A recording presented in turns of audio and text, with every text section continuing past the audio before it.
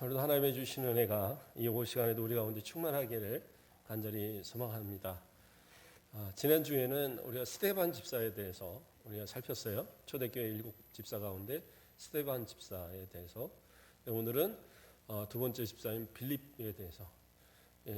성경에서 사도행전에서 7 집사를 다 다루지는 않았지만 스데반과 빌립을 대단히 중요하게 다루고 있어요.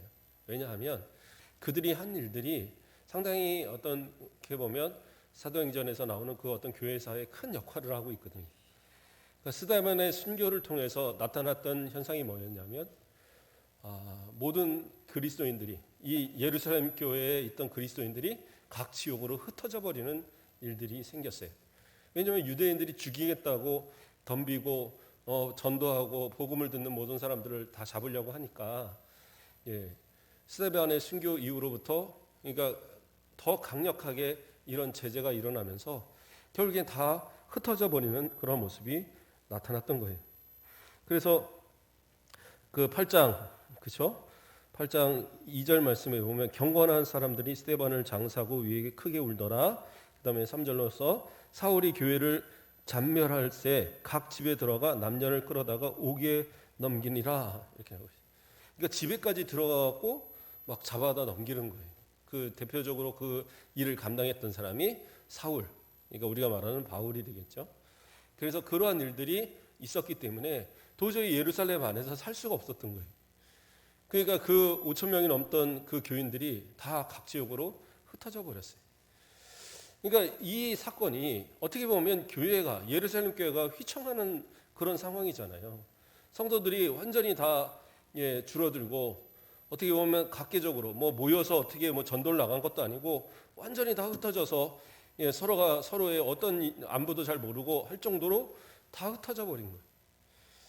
그러니까 이 일에 대해서 어떻게 보면 상당히 어떤 비관적으로 보면 그렇게까지 교회가 세워졌는데 결국에는 봐라 예수님 죽고 나니까 그리고 예수님이 결국에는 죽었기 때문에 그 모습은 다 망한 거 아니냐 이렇게 바라보는 사람도 있을 수 있어요. 왜냐하면 그 우리가 앞서서 베드로와 그 사도들이 잡혀갔을 때에 예수 그리스도를 증거하니까 공회에서 가말리엘이 그 사도들을 죽이려고 하는 그 공회원들한테 참도록 하잖아요. 잠시 좀 기다려봐라. 우리가 아는 그 유다나 드다 같은 사람들이 일어나서 내가 예수다 하고 막 그랬을 때에 막 300명씩 따르고 500명씩 따르고 사람들이 따랐지만 결국에는 그들이 죽고 나니까 다 흩어져 버리지 않았냐. 그러니까 이들도 마찬가지로 이미 예수가 죽었으니까 결국에는 시간이 지나면 흩어져 버릴 것이다. 근데 만약에 우리가 하나님의 뜻으로 세워진 자들은 혹시 우리가 그 죽이거나 하게 되면 결국에는 우리가 하나님을 대적하는 거 아니냐. 그러니까 좀 기다려보자 하고 제안한 사람이 가말리엘이었잖아요. 그러니까 유대인들의 입장에서는 이 흩어진 모습을 보면서 거 봐라 다 이제 끝났다라고 생각했을지 몰라요. 근데 놀라운 일들이 일어나기 시작하는 겁니다. 바로 우리가 읽었던 4절에 보면 뭐라고 나와요? 그 흩어진 사람들이 두루 다니며 복음의 말씀을 전할세 이렇게 나와요. 그러니까 흩어져 버린 것이 그것으로 끝난 게 아니라 그곳에서 복음을 전하는 역사들이 일어나는 거예요. 어떻게 보면 예루살렘에 딱 뭉쳐서 그것을 떠나지 않고 그 복음을 전하고 그곳에서만 교회를 키웠던 이 예루살렘 교회가 그들 스스로 흩어지고 그들 스스로 나가서 복음을 전하지 않으니까 어떻게 해요? 하나님께서 흩어버리시는 사건으로 스데반의 순교를 허락하셨던 거예요. 그러니까 결국에는 어떻게 합니까? 성령이 임하면 오직 성령이 임하면 어떻게 된다고 그랬어요? 예루살렘과 온 유대와 사마리아와 땅끝까지 이르러 복음 전한다고 그랬는데 예루살렘에 딱 머무르고 있으니까 유대 전 지역도 아니고 사마리아도 아니고 더 나아가서는 땅끝 이건 생각도 못하는 그러한 모습으로 있다 보니까 이제 박해를 통해서 흩어져 버린 거예요. 그럼 흩어진 것으로 끝났냐? 아니에요. 가말리엘의 그 말처럼 그곳으로 사라지는 것이 아니라 곳곳에서 복음을 전하는 역사함이 일어나서 유대 전 지역이 더 나아가서는 사마리아가 더 나아가서는 세계 곳곳에 소아시아 지역 곳곳에 또 고린도와 모든 지역에 그 예루살렘 교회 출신들이 다 가서 복음을 전하는 그러한 일들이 일어나게 되었다라는 거예요. 자, 그 가운데 누가 있느냐? 바로 이 빌립이라는 사람이 나타나게 되는 겁니다. 5절 말씀을 보면 뭐라고 그래요? 빌립이 사마리아 성에 내려가 그리스도를 백성에게 전파하니 이렇게 나와요. 그러니까 사마리아를 향해서 빌립이 복음을 전하러 갔습니다. 자, 사마리아는 어떤 곳입니까? 유대인들이 가장 싫어하는 사람들이에요. 어떻게 보면 이방인들보다 더 싫어하는 사람들이 사마리아 사람들입니다.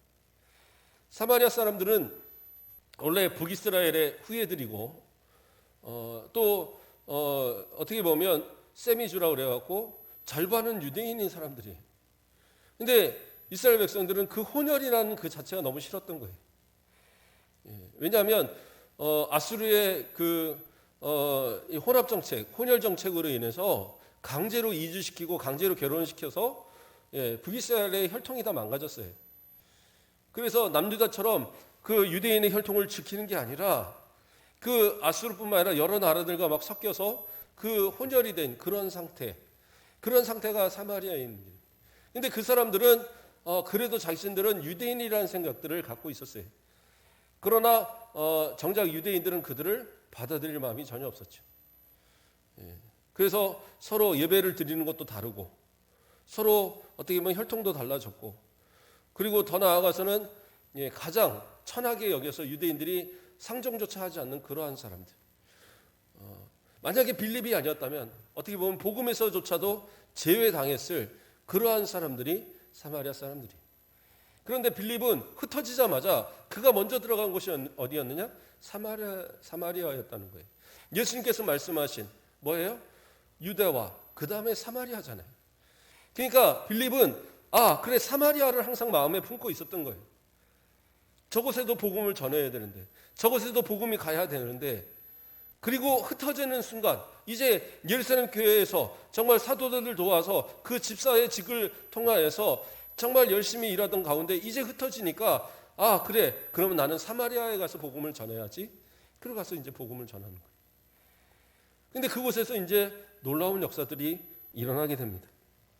가서 복음을 전하기 시작하는데 어떻게 돼요? 그 6절부터 시작되어서 말씀을 보면 무리가 빌립의 말도 듣고 행하는 표적도 보고 한 마음으로 그가 하는 말을 따르더라 이렇게 나와요. 또 어떤 일이 나옵니까? 많은 사람에게 붙었던 더러운 귀신들이 크게 소리를 지르며 나가고 또 많은 중풍병자와 못 걷는 사람들이 나으니 그 성에 큰 기쁨이 있더라. 뭐예요?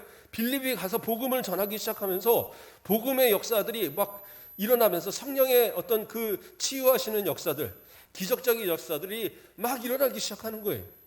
이 놀라운 역사들, 마치 사도들이 복음을 전하면서 기도하고 할 때에 그 병자들이 낫고 막 안진뱅이가 일어났고 귀신이 쫓아지고 하던 그 역사들이 바로 이 빌립을 통해서도 일어나고 있는 거예요.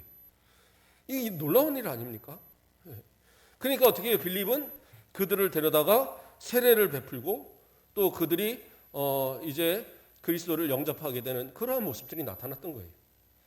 그러니까 이 소식을 예루살렘에 있는 사도들이 듣게 되었습니다. 사도들은 어떠한 그 이유에서도 예루살렘을 떠나지 않았던 그러한 이제 모습이었던 것 같아요. 그래서 그 예루살렘을 중심으로 지키고 다른 어떤 성도들이 이제 흩어져서 항상 이제 복음을 전하고 하는 가운데에 이 예루살렘이 건재하고 있다는 사실을 보여주기 위해서 사도들은 그 자리를 지켰던 거예요.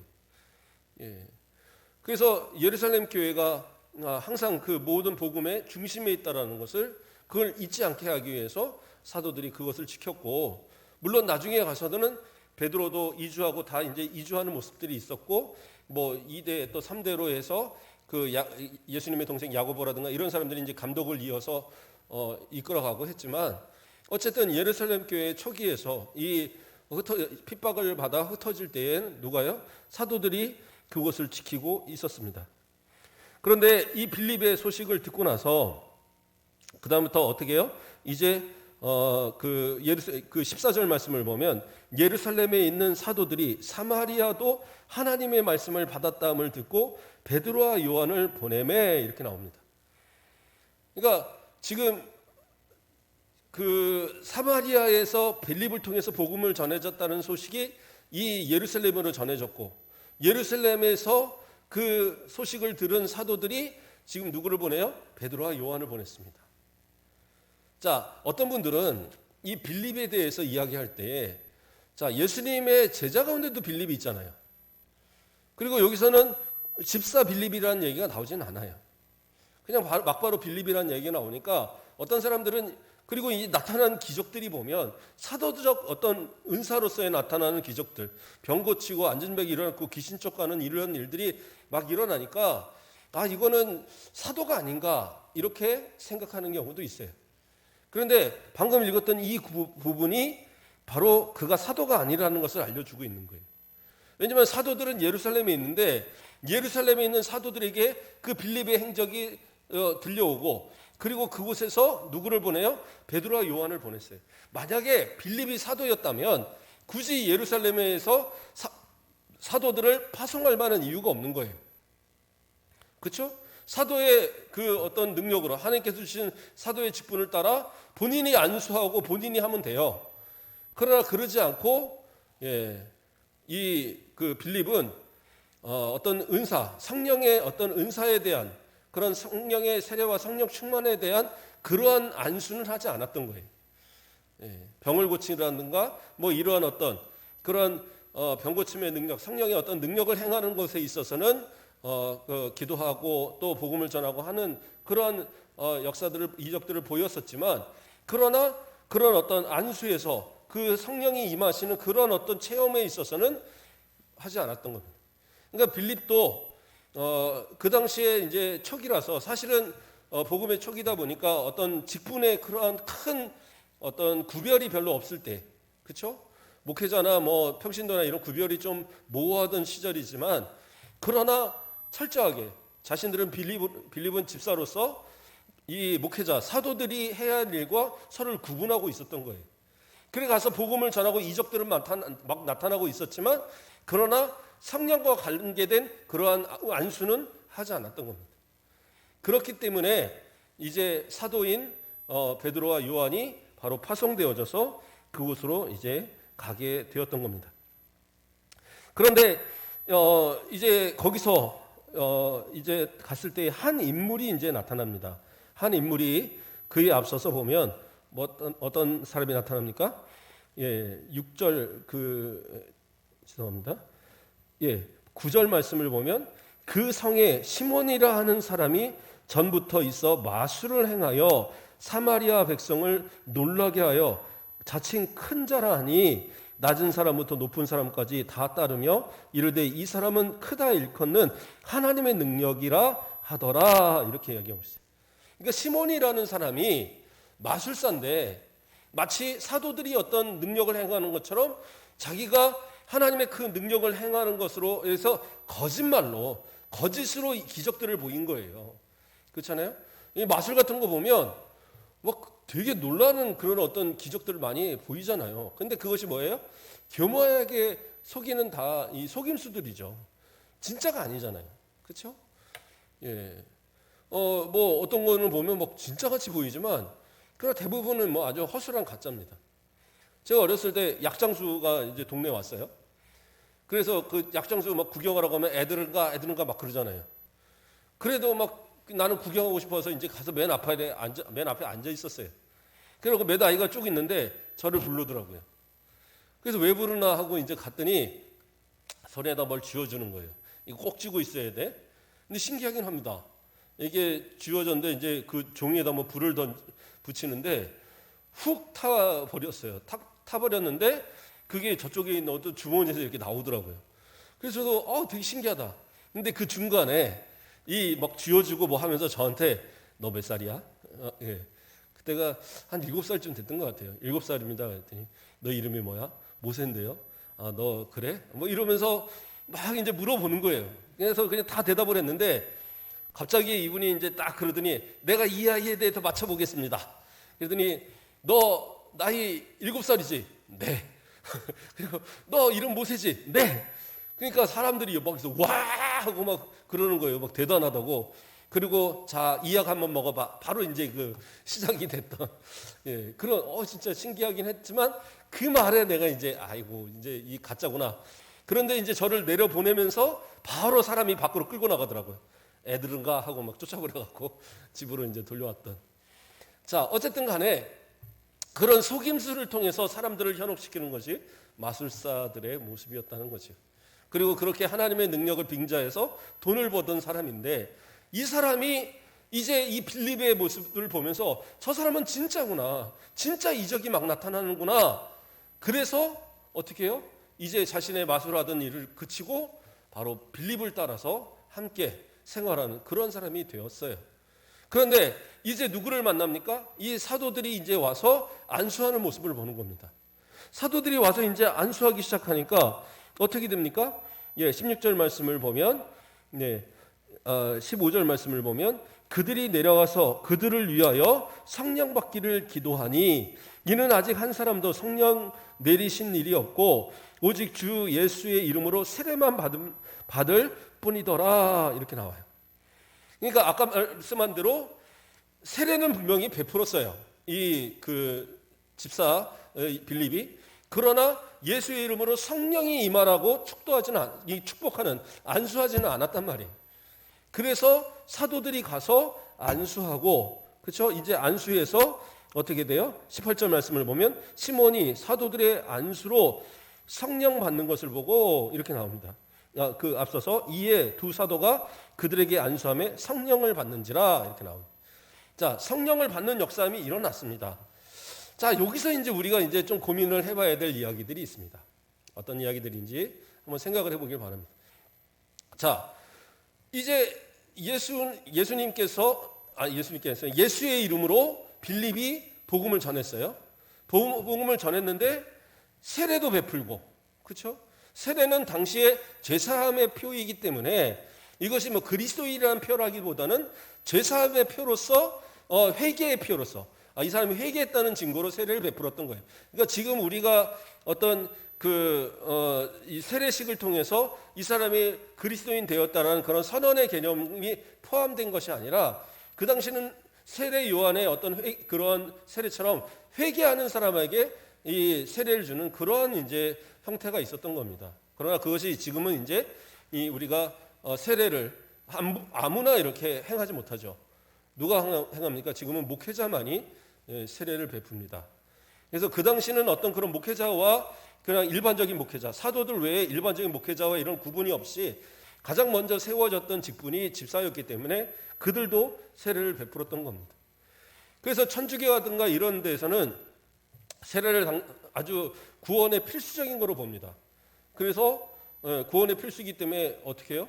일반 성도들도 급한 경우, 보통은 사제들이 세례를 베풀지만 급한 경우는 일반 성도들도 세례를 베풀 수 있다고 그들은 가르쳐요. 왜냐하면 세례를 못 받으면 지옥 가니까. 아무리 내가 믿음으로 예수님을 고백해도 그 사람은 지옥 간다고 봐요.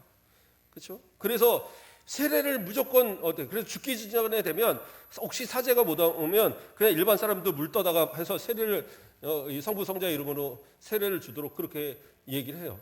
근데 그건 말이 안 됩니다. 왜 말이 안 되냐면 세례가 구원받았다는 증거냐? 그건 아니에요. 그 예수님의 그 한편에 있던 한 강도, 그 마지막 순간에 회개하고 당신의 나라에 들어갈 때 나를 기억해달라는 그 말에 예수님께서 너와 내가 오늘 너와 내가 낙원에 이 말이라 얘기할 때에 거기서 무슨 세례를 베풀었습니까? 아니잖아요. 세례를 베푼 일이 없어요. 그러면 그것은 뭐예요? 믿음으로 인해서 구원받았다는 증거가 되는 거예요. 그래서 세례는 그것이 죄사함에 대한 표로서 그것이 이렇게 보여지는 것이 세례를 받았다고 해서 구원받는다? 이건 아닌 거예요. 오히려 오늘날 세례 받고 교회에서 직분을 받고 그랬던 사람들 가운데서 세상으로 나가서 결국엔 예수님 버리고 그리고 인생을 막 이렇게 마무리하는 그런 사람도 상당히 많아요. 어떤 경우는 교회 한두 번 나오고 그리고 나서 한 10년 뒤 20년 뒤에 돌아가셨는데 이 사람 교회 우리에 다녔었다고 와서 교회식으로 예배 드려달라고 얘기를 합니다. 그럼 참 난감해요. 이 사람이 교회에 등록했다고 무조건 교회에서 천국 갔느냐? 그건 아니잖아요. 이 사람이 한 20년 전에 세례 받았는데 그러니까 이 사람 천국 가는 거 아닙니까? 절대 아니에요. 무엇으로 가요? 믿음으로 가요. 그들이 이분은 평소에도 기도하면서 밥을 먹고 항상 기도하면서 그렇게 집에서 했습니다. 그러면 그 사람 위해서 저는 무조건 그 사람이 우리 교회 뭐 등록은 안 했을지라도 필요하다면 가서 합니다. 기도를 한다라는 것은 믿음이 있다라는 거잖아요. 그런데 뭐 어느 술집에서 막 술 먹다가 거기서 뭐 이렇다가 하다 뭐 지나가는 깡패한테 술병에 맞아갖고 죽었다. 가서 안수해 주시고 뭐 기도해 주시고 뭐 해서 이 사람 천국 가게 해달라. 그거 말이 안 되는 거잖아요. 그러므로 세례라는 것이 구원의 증거는 아니에요. 자, 그러면 어떤 것이 구원의 증거냐? 성령이 내게 임하는 성령의 세례가 결국에 있어서는 구원의 증거가 되는 겁니다. 그런데 여기서 이제 우리가 논란이 좀 될 수 있는 것은 뭐냐면 아직 성령이 임한 일이 없다라고 이 누가는 기록을 했고 그리고 사도들이 안수할 때 성령이 임했다라고 나오는 거예요. 성령을 받았다라고. 그러면 여기서 우리가 구별을 할 줄 알아야 돼요. 이것은 성령의 충만의 역사를 얘기하는 거지 성령의 세례를 얘기하는 게 아니에요. 왜냐하면 그에 앞서서 어떻게 해요? 그들이 예수님의 이름으로 이렇게 세례를 받고 그러면서 그들이 믿었잖아요. 믿음이 먼저 나타났던 거예요.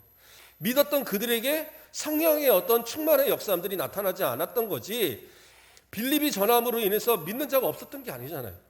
그들이 다 믿고 그들이 다 회개하고 하는 그러한 일들이 나타나기 시작했던 거예요.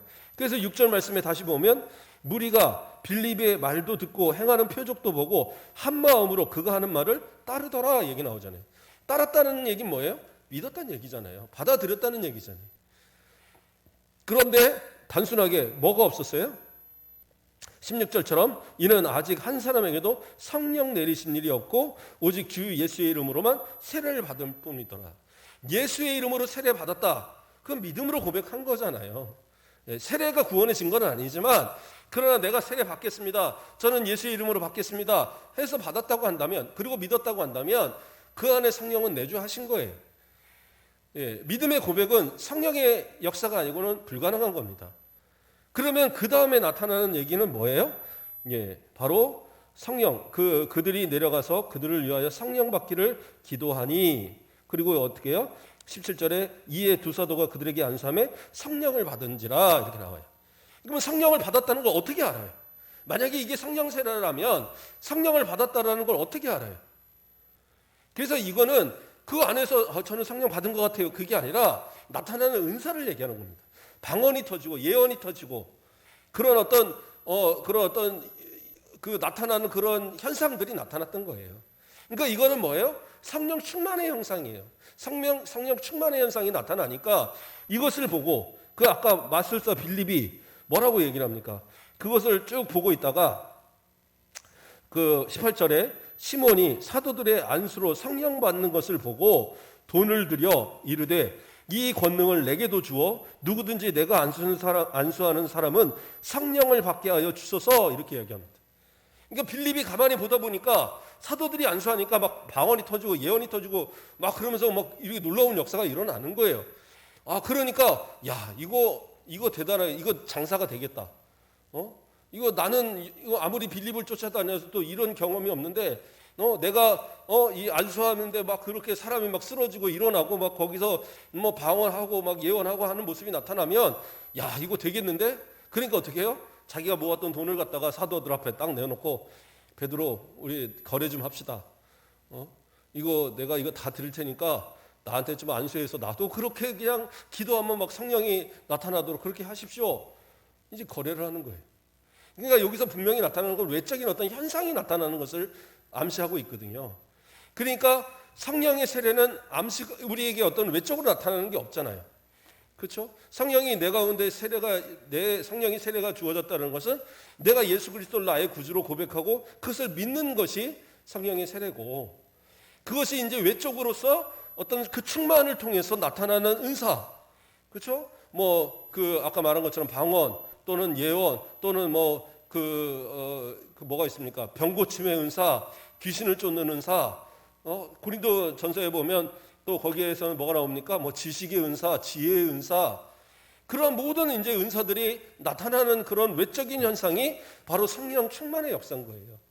그러니까 성령 충만이 없다고 해서, 성령 충만의 역사가 없다고 해서 그 사람들이 그러면 구원 못 받았느냐? 성령을 안 받은 거냐? 그게 아니라는 거죠. 제가 이렇게 항상 예배를 드리고 우리 하지만 여기서 이렇게 뭐 누가 예배 드리면서 방언하고 예언하고 막 그런 분들 없잖아요. 예, 나 은혜 받았다고 나가서 오늘은 좀 기도해갖고 귀신 좀 한번 쫓아볼까? 그래갖고 막 근처에 있는 무당 쫓아가갖고 뭐 예수의 이름으로 이루노니 너 귀신아 도망갈지어다 막 이렇게 안 하잖아요. 예. 그렇다면 우리가 그러면 뭐 예수 믿어서 성령의 체험이 없는 겁니까? 아니에요. 내가 예수 그리스도를 진실로 믿으면 우리는 내 안에 성령께서 다 내주하시는 거예요. 그거 의심하면 안 돼요. 성령이 내주하시지 않는 사람은 결코 그 사람은 천국 못 가요. 왜요? 성령께서 내주하셔서 나로 예수 그리스도를 고백하게 하고 세상 끝날까지 내가 예수를 부인하지 않고 끝까지 살아갈 수 있도록 나를 이끌어 주시는 거거든요. 그러니까 성령의 내주하심은 곧 성령의 세례예요. 그런데 여기서 성령을 받은 적이 없다라고 얘기하는 것은 성령의 외적인 어떤 그런 능력, 은사적인 걸 얘기하는 겁니다. 그렇다고 한다면 은사가 그러면 사도의 기도로만 이루어지냐? 또 그건 아니에요. 그렇죠? 왜냐하면 처음에 성령의 그 강림의 역사가 일어났고 그때 성령 충만의 역사가 일어날 때 사도들이나 거기 있는 그 150 성도나 모든 사람들이 거기서 함께 은사를 받았잖아요. 성령 충만의 체험이 있었어요. 그러므로 그것이 꼭 사도의 안수를 통해서만 주어지는 것은 아니에요. 그러나 사도들에게 있는 권한 중에 하나가 뭐냐? 그들을 위해서 안수하고 그 어떤 은사를 위한 축복할 수 있는 그런 어떤 권한을 갖고 있는 거죠. 그래서 그 권한에 대해서 빌립과 같은 집사들도 인정을 했고, 그래서 자신이 안수해서 어떤 뭐 성령의 충만함이 나타나기를 막 병 고치는 인사가 있을지어다 방언아 터질지어다 이런 거 안 했다는 거예요. 예, 그거는 이제 사도들에게로 돌리고 사도들이 와서 기도하면서 성령의 은사, 성령의 충만함이 있게 하옵소서 기도할 때에 그러한 이제 은사들이 나타났던 겁니다. 그러니까 이것을 그 당시에도 구분했던 거예요. 그러니까 오늘날도 보면 요즘은 그런 사람들이 많지 않은데 옛날에는 보면 은사 받았다고 그냥 내가 안수할 테니까 다 와라 그래갖고 막 그 은사 집회하고 하는 사람들이 많았어요. 그럼 목회자들이 하느냐? 아니요, 그냥 평신도들이. 예, 그렇다고 뭐 이분이 신앙생활을 제대로 해서 뭐 믿음에 대해서 뭔가를 아느냐? 아니요, 자기가 어쩌다가 그냥 기도하다 보니까 은사 받았다고 그래갖고 막 은사 집회를 하는 거예요. 그러니까 성경에 대해서 아무것도 모르면서 거기서 얘기하면서 그냥 무턱대고 가서 물 발라놓고 너 기도하면 된다고. 예. 그래갖고 그 누구죠? 그 옛날에 할렐루야 기도원 거기 그 이단이잖아요. 지금 이단 됐잖아요. 예. 그러니까 내가 은사를 가졌다고 해서 그 은사가 다 그걸 행한다고 해서 그것이 다 복된 건 아니에요. 그러니까 그 자신이 어떠한 위치인가를 정확하게 알아야 돼요. 예. 그러니까 은사도 중요하지만 그 은사를 통해서 하나님의 영광이 드러나야 되고 그것을 행하는 데 있어도 규모 있고 질서 있게 해야 돼요. 이게 바울이 항상 이야기하는 게 뭐예요? 질서와 품위예요. 은사를 행하고 어떤 봉사를 하건 헌신을 하건 질서와 품위를 잃지 말라고 항상 강조하는 것이 바로 바울의 모습이었거든요. 그러니까 바울 자신도 그 모든 은사를 다 행할 수 있는 능력이 있었지만 어디 가서 함부로 은사 막 행하지도 않았어요. 왜요? 말씀이 가려지면 안 되니까. 하나님의 말씀이 가려지면 안 되니까 그렇다라는 거예요. 예. 어떤 목사님들 그래요. 은사 받았다고 막 이렇게 막 가서 은사 집회하고 하는데 실제로 낫는 사람이 있나? 병 고치면서 병 낫는 사람이 있나? 귀신 쫓아지는 사람이 있나? 거의 없어요. 예. 그러니까 그러한 거 어쩌다 한번 어떤 나타났던 현상이 그것이 자기 은사다 막 해갖고 그런 것도 올바른 모습은 아니에요. 유명한 어떤 설교가 목사님은 제가 정확하게 누군지 지금 기억이 안 나는데 제가 읽었던 책에서 그런 내용이 나오더라고요. 설교를 한참 하는데 한 사람이 일어나서 저 병 고침을 받았습니다 하고 막 난리가 난 거예요. 그러니까 옆에 있는 사람들이 와 하고 막 시끄러우니까 이 목사님 어떻게 했는 줄 아세요? 다 조용히 하라고. 지금 말씀 듣는 시간이지 이런 시간 아닙니다. 예, 말씀을 듣는 가운데 하나님께서 고치신 거지 지금 말씀 듣는 시간이니까 말씀 똑바로 들으라. 그러고 다 앉혀버렸어요. 그게 올바른 목회자의 모습이에요.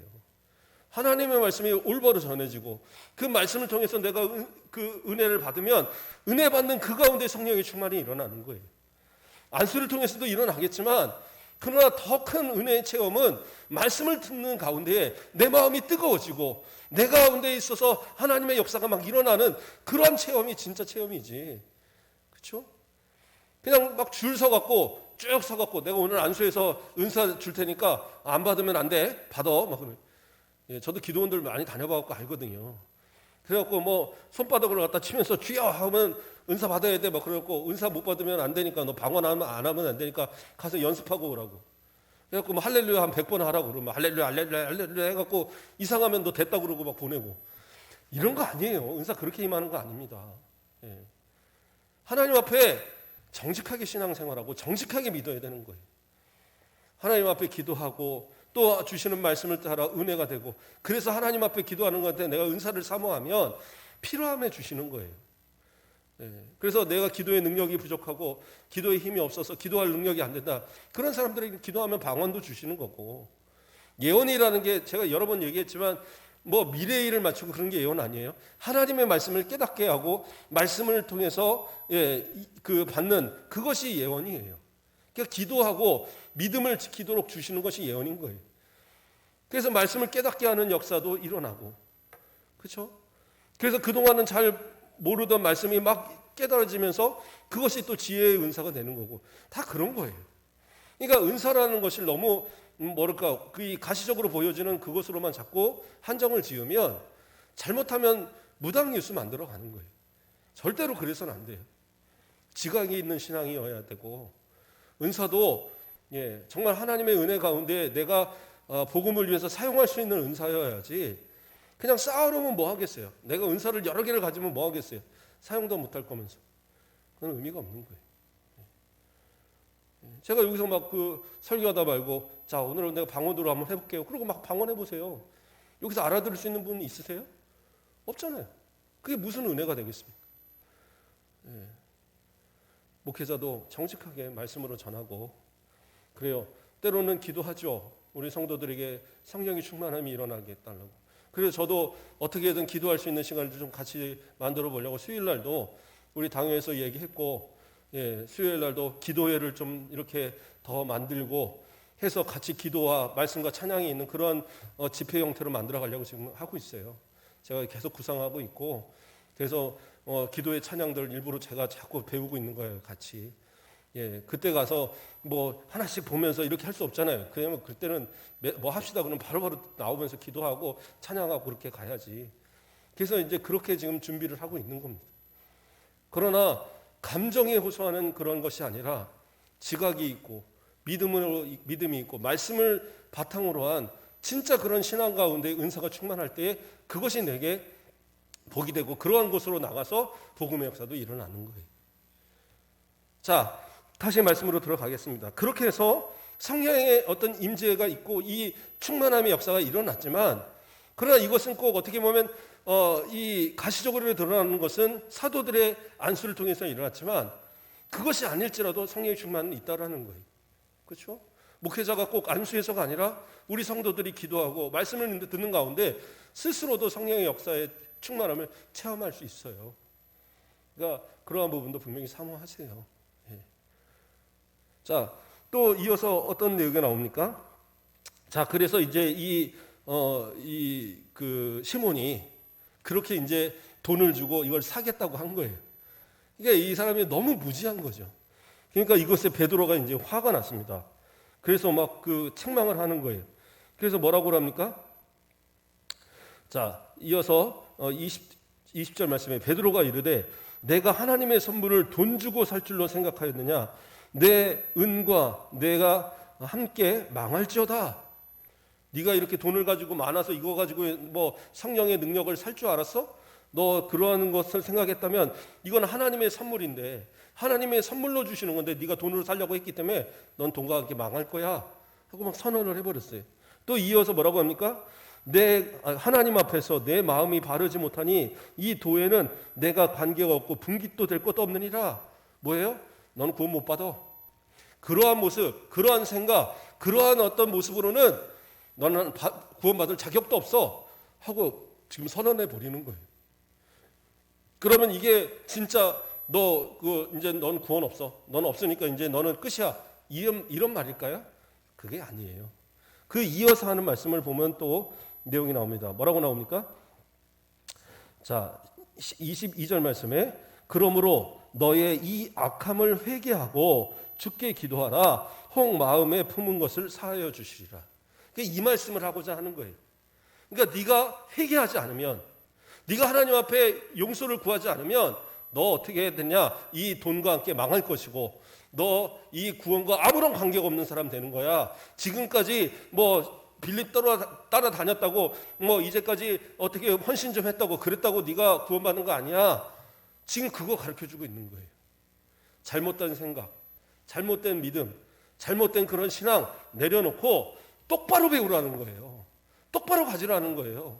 돈 갖고 그런 거 갖고 하는 거 아니다. 예.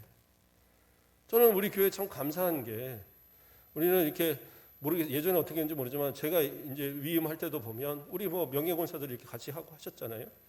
그런데 보면은 교회에서 뭔가를 요구하거나 그런 게 하나도 없었어요. 참 그게 감사했어요. 어떤 큰 교회들 이렇게 보면 직분 하나 받고 하면 성도들이 투표해서 이렇게 세운 직분자들인데도 불구하고 돈들 많이 냅니다. 장로님들 같은 경우에 큰 교회들 한 2억씩도 막 내고 안수 입사님들도 몇 천만 원씩 내고 막 그래요. 예. 이게 그렇게 되니까 가난한 분들은 하고 싶어도 못 하는 거예요. 그냥 아예 후보 이렇게 추천 나와도 저는 돈 없어서 못 해요. 그러고 이제 뒤로 빠져버리는 거예요. 그런 모습이 돼서는 안 돼요. 교회는 직분자들이 오히려 축하하고 칭찬하고 교회가 더 세워진 자들이 일할 수 있도록 협력하는 모습이 돼야지. 마치 그것을 통해서 뭔가 매점 뭐라고 그러세요? 매점 매석하듯이 그러한 모습으로 이 직분이 맡아질 수 있는 건 아니거든요. 근데 그 시몬은 그러한 오해가 있었던 거예요. 내가 돈을 많이 드리면 사도들이 나한테 좀 더 기도를 잘해주면 내가 그런 능력이 임해서 나도 막 그렇게 똑같이 이런 성령을 막 주게 하는 그러한 능력이 나타나지 않을까? 이런 착각. 그렇지 않는다라는 거죠. 회개하고 기도하고 마음을 내려놓고 돌이켜서 내가 죄인임을 고백하고 진짜 예수 그리스도를 만나면 그런 사람들이 은혜 받고 은사 받는 거예요. 지금 그것을 가르치는 겁니다. 그래서 그때의 시몬은 뭐라고 얘기합니까? 이어서 뒤 가보면 24절에 시몬이 대답하여 이르되 나를 위하여 주께 기도하여 말한 것이 하나도 내게 임하지 않게 하소서 하니라. 이 고백도 사실은 이제 많은 생각을 해보게 됩니다. 분명히 회개하라고 말을 했는데 회개의 내용이 없어요. 물론 이제 전승에 의하면 어떤 전설이죠, 말 그대로 내려오는 글의 어떤 내용에 의하면 이것이 막 울면서 막 통곡을 하면서 이야기한 것이다 이렇게 표현하는 것도 있어요. 그러나 내용만으로 봤을 때는 그런 내용이 없어요. 뭐라고 나와요? 나를 위하여 주께 말한 것이 하나도 내게 임하지 않게 하소서. 그냥 그런 저주가 내게 임하지 않게 해달라고만 요구했지 제가 잘못했습니다. 회개합니다. 다시는 이러한 죄로 살지 않겠습니다. 이런 회개가 없었어요. 그러니까 이 이유에 대해서 어떻게 될 것인가에 대해서는 판단할 수가 없습니다. 저와 여러분도 마찬가지입니다. 그냥 뉘우쳤다라고 해서 그것이 회개냐? 그거 아니에요. 내 죄를 낱낱이 정확하게 아뢰고 내가 어떤 잘못을, 어떤 생각으로 잘못을 하고 어떤 행동으로 잘못을 하고 어떤 말로 잘못을 했는가를 하나님 앞에 낱낱이 아뢰야 돼요. 혹시 사람과 해결해야 될 문제가 있다면 그도 가서 해결해야 돼.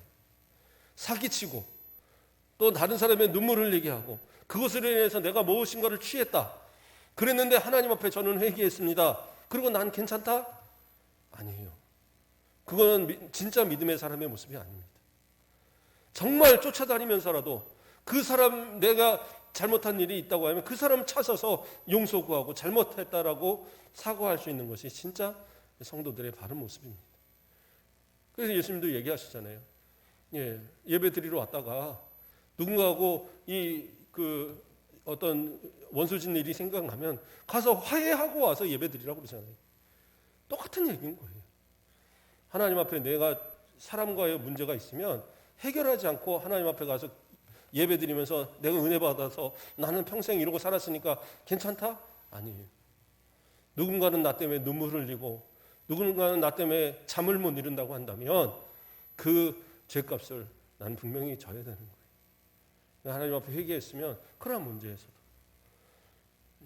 오늘은 여기까지만 말씀을 보겠습니다. 빌립은 모두도 가지 않는 그 사마리아에 가서 복음을 전했고 그것은 예수님께서 원하셨던 뜻이었고 결국엔 그것으로 인해서 그곳에 복음의 역사가 뜨겁게 일어나는 그러한 일들이 일어났습니다. 또 사도들도 마찬가지로 그 사마리아를 거부하지 않고 빌립과 더불어서 가서 기도하고 그곳에 성령의 역사가 일어날 수 있도록 또 함께 협력했던 모습도 바라봅니다. 저와 여러분도 우리가 교회 안에서 우리 가곡교회만으로 만족한다고 한다면 어떻게 보면 예루살렘 교회처럼 하나님께서 언제 흩으실지 모르는 거예요. 그러나 우리도 우리에게 맡기신 복음의 사명. 그래서 이렇게 안주하는 것이 아니라 이 지역을 더 나아가서 이 전남을 더 나아가서 이 한국을 세계를 향한 꿈을 가지고 복음의 어떤 큰 꿈을 가지고 그리고 우리도 살아갈 필요가 있어요. 그래서 기회만 주어지면 더 나아가서 전도하는 거예요. 한 2년 동안 전도 못하니까 어떻게 해요? 이 안에 돌아가시는 분들, 교회를 나가는 사람들. 그러니까 교회는 점점 작아지는 거예요. 아니요, 이제는 우리는 안주할 수 없어요. 복음도 전해야 되고 죽어가는 영혼 살려야 되고 잃었던 양도 찾아야 되고 그래서 우리를 향하신 하나님의 꿈이 하나님의 그런 계획이 우리를 통해서 이루어지시는 또 그것을 감당해가는 우리 모든 성도들 되길 주님의 이름으로 축복드립니다. 기도하겠습니다. 사랑의 하나님 감사를 드립니다. 빌립은 집사로서 교회에 충성하다가 또 교회가 흩어짐에 그곳에서도 복음을 전하고 또 교회에 충성했던 그런 모습들을 바라봅니다. 우리들도 이 땅을 살아가면서 그리스도인다운 삶의 모습들을 지켜가고 흩어져 살아가는 모든 곳곳에서 그리스도가 우리를 통해서 드러날 수 있도록 은혜 더하여 주시옵소서. 오직 우리 교회가 또 이 마지막 시대에 주님 오시는 그날까지 복음에 책임져가는 교회 되게 하시고 수많은 영혼을 살리고 또 믿음으로 이 지역을 변화시켜가는 복된 교회 되어지도록 인도하여 주시옵소서. 감사합니다. 예수 그리스도의 이름으로 기도드립니다. 아멘.